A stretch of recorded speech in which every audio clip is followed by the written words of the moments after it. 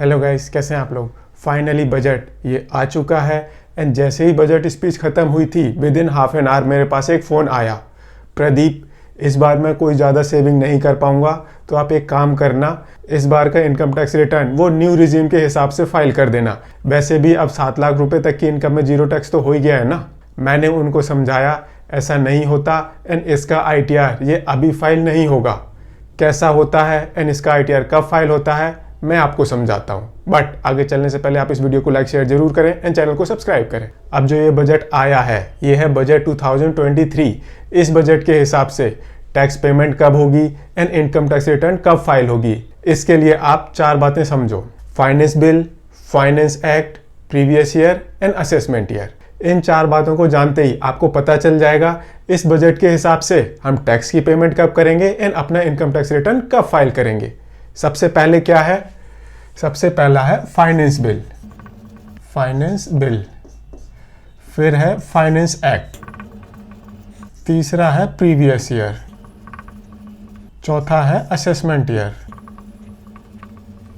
अगर आप budget document देखोगे तो उसके ऊपर लिखा है फाइनेंस बिल 2023, बिकॉज अभी ये सिर्फ एक प्रपोजल है। फाइनेंस मिनिस्टर ने कुछ बजट के प्रपोजल्स वो लोकसभा में रखे हैं।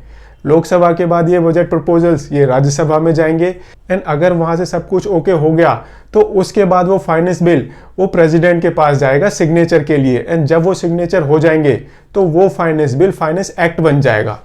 अभी ये फाइनेंस बिल है, जैसे ही प्रेसिडेंट की एसेंट होती है तो ये फाइनेंस एक्ट बन जाएगा।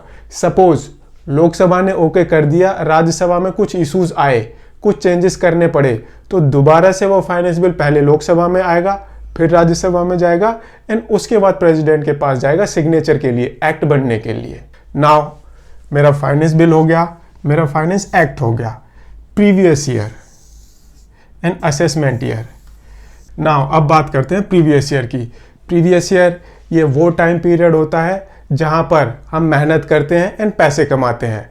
सपोज एक साल में हमने मेहनत की, पैसे कमाए, अगले साल में हम पूरा कैलकुलेट करते हैं कि हमने कितने पैसे कमाए एंड उसके ऊपर कितना टैक्स दिया एंड बैलेंस टैक्स पे करते हैं एंड उसके बाद अपना इनकम टैक्स रिटर्न फाइल कर देते हैं। सो अभी जो प्रेजेंट हुआ है ये है हमारा फाइनेंस बिल 2023।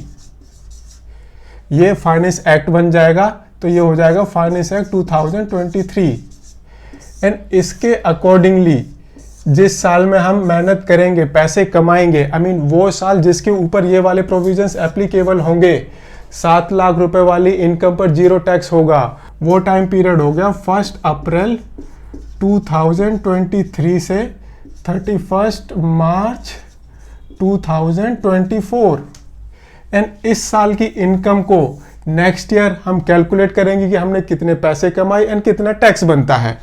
तो वो होगा हमारा 1/4/2024 एंड 31 मार्च 2025।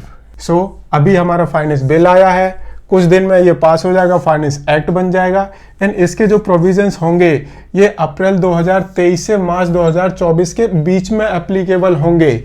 इस पीरियड में हम जो इनकम कमाएंगे उसके ऊपर ये वाला एक्ट एप्लीकेबल होगा, इसके टैक्स रेट एप्लीकेबल होंगे एंड इस साल की इनकम को हम इस साल में कैलकुलेट करेंगे कि कितनी इनकम कमाई, कितनी इनकम हुई हमारी, उसके ऊपर कितना टैक्स बना, कितना हम ऑलरेडी दे चुके हैं एंड कितना बैलेंस बनता है एंड इसी साल में हम टैक्स रिटर्न भी फाइल करते हैं, टैक्स रिटर्न फाइलिंग।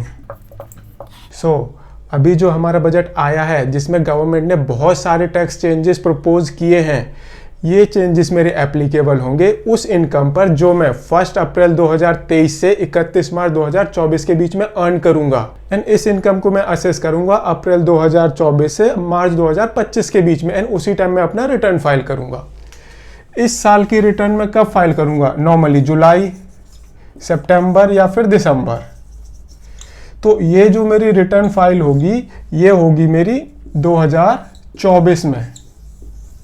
मतलब अभी जो बजट में चेंजेस आए हैं ये चेंजेस उस ITR पर एप्लीकेबल होंगे जो मैं 2024 में फाइल करूंगा। अगर आपको ये वीडियो पसंद आया हो तो इसे लाइक शेयर जरूर करें एंड चैनल को सब्सक्राइब करें। Thank you.